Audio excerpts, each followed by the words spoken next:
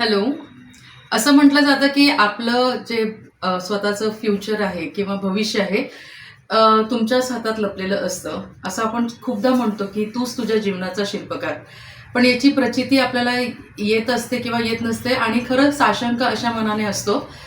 आणि ते हे शास्त्र जे आहे ना ते खरंच आहे. ते म्हणजे काय की तूच तुझ्या जीवनाचा शिल्पकार आहे. हे वाक्य खरं ठरवणारं ते शास्त्र म्हणजे की DMIT. ओके.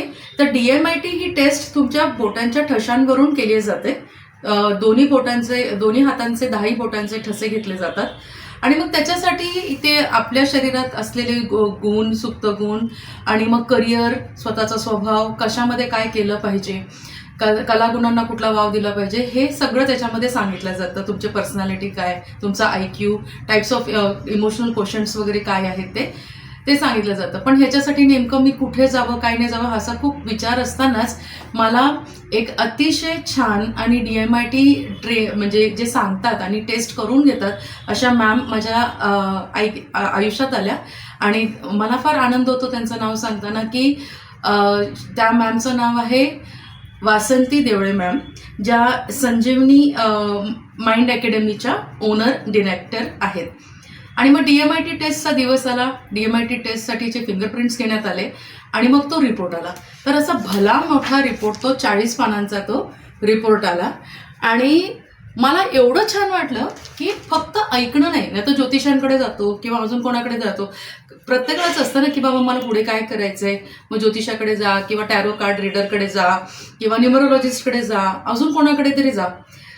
पण इथे कसं झालं ना की इथे रिपोर्ट मिळाला आणि तो रिपोर्ट माझ्याकडे कायम स्वरूपी असणार आहे. म्हणजे जर मला कुठलं काही मार्गदर्शन हवं असेल किंवा मला आता माझ्या स्वतःवरती काम करायचं आहे आणि मला माझे असलेले सुप्त गुण त्याला जास्त वाव द्यायचं आहे, तर हे मला कसं माहिती असणार आहे, तर त्याच्यामध्ये मी बघून त्याच्यामध्ये रेमेडीज पण दिलेल्या आहेत. तर त्या रेमेडीज फॉलो करून मी स्वतःला त्याच्यामध्ये इन्कल्केट करून त्याला जास्त भरू शकते. माझ्या आयुष्याला मी पुन्हा नव्या प्रकाराने मी आकार देऊ शकते. आणि अशा पद्धतीने माझी DMIT टेस्ट झाली आणि खूप खूप सुंदर पद्धतीने ती टेस्ट तर झालीच, पण कसं ते रिपोर्ट वाचायचा, कुठल्या गोष्टीवरती जास्त भर द्यायचा आणि त्याला आपल्या आयुष्यामध्ये कसं वाढवायचं, स्कोप कुठे द्यायचा आहे, कुठल्या गोष्टी जाणून बुजून टाळायच्या आहेत, कुठल्या गोष्टी ज्या आहेत त्या कशा वाढवायच्या आहेत, ह्या सगळ्यांचं सखोल मार्गदर्शन वासंती देवळे मॅडमनी केलं आहे. मला अतिशय I am very grateful and thankful to ma'am for giving me such a wonderful experience for my life. Because सगळं जे काही आहे ना याच्यात असतं. ज्याला म्हणजे हात असल्यानंतर म्हणतात ना की तुझ्या मनगटातच आहे, म्हणजे आपला हात जगन्नाथ, की इथेच सगळं देवाने देऊन ठेवलेलं आहे. आणि ते सगळं मॅडमने घेताना की DMITचं मिनिंग काय आहे याच्यामध्ये सगळं अगदी डिटेल्ड, म्हणजे गर्भावस्थामध्येच तुम्ही जेव्हा आईच्या मातेच्या गर्भात असता त्यावेळेस सगळं काही ह्या बोटांच्या ठशांमध्ये ते सगळं काही दिलेलं असतं. फक्त ते वाचता यायला पाहिजे आणि ते शास्त्र म्हणजे DMIT.